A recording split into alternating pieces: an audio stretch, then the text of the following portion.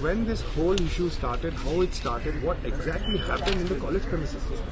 So basically this issue has been raised from Udupi that 7 girls have denied their right to wear hijab inside the campus, and they were expelled. They were expelled from the class, and they were attending the classes outside the college, outside the class. So after that, randomly a lot of issues have been raising the same in several colleges in Karnataka, basically in Udupi, and now in Kundapur and other districts. So all these issues, Campus Front is addressing these issues as an organized conspiracy to dehumanize Muslim women's dignity and degrading and defaming their identity and questioning their dignity. So this is a proper violation of their fundamental right, and this has to be addressed.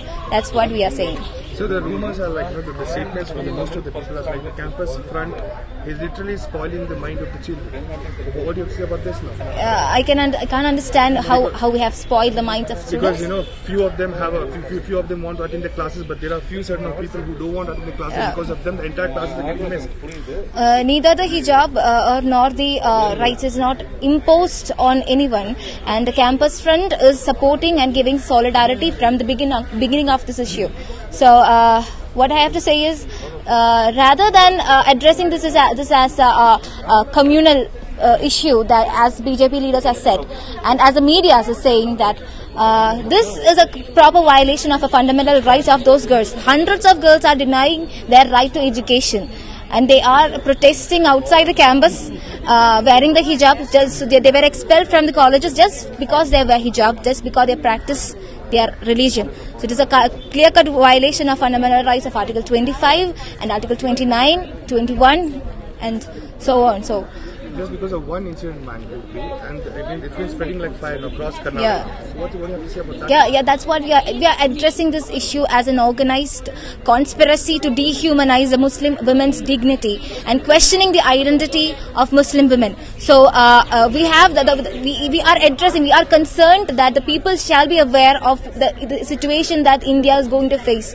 India is, as per the World Genocide Watch, they have said that India is at this 8th stage of genocide, and dehumanizing a person is a very important part of a genocidal act. So what is happening here is very important to be addressed. The community and the Indian people and the citizens of this country shall be aware of what is happening, and it has to be addressed and it has to be resisted. Yeah. At the same time, other set of people, like you want to wear hijab and other wants to wear a shawl. So do you have a problem with that? Saffron shawl is never identified as their customary practice of a religion of Hinduism. But hijab is identified as a customary practice, that it has been allowed to wear hijab to practice religious practices in any constitution. It has nothing to do with education. It has nothing to do with a job.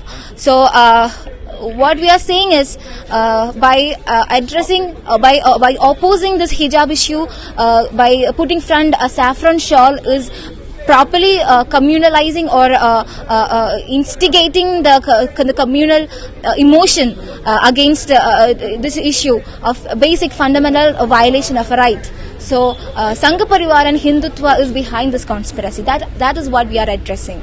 So yeah. Okay, my last question. Today, Member of Parliament Pratap Simha has said, if you guys come to college to study, to get job, the people who come to college to get job. If you want hijab, go to madrasa. What's the message for that? Yeah, I would like to say that he shall read the Constitution. Article 29, Clause 2 of Indian Constitution declares that no person shall be expelled or denied their permission or admission in any institution just because of their religion or their caste or place of birth or anything. So what is happening in Udupi and in other colleges is a clear violation of fundamental rights. What is happening if I wear hijab and come to study? I am a law student, I am a 4th year student, and his hijab is what I am wearing till today, and it has nothing to do with education. It has never come before my education. It has never denied my education. So what is happening here is a conspiracy to make the women, to make the Muslim women to get out of the educational situation and to deny their educational rights. So this has to be addressed, this has to be resisted.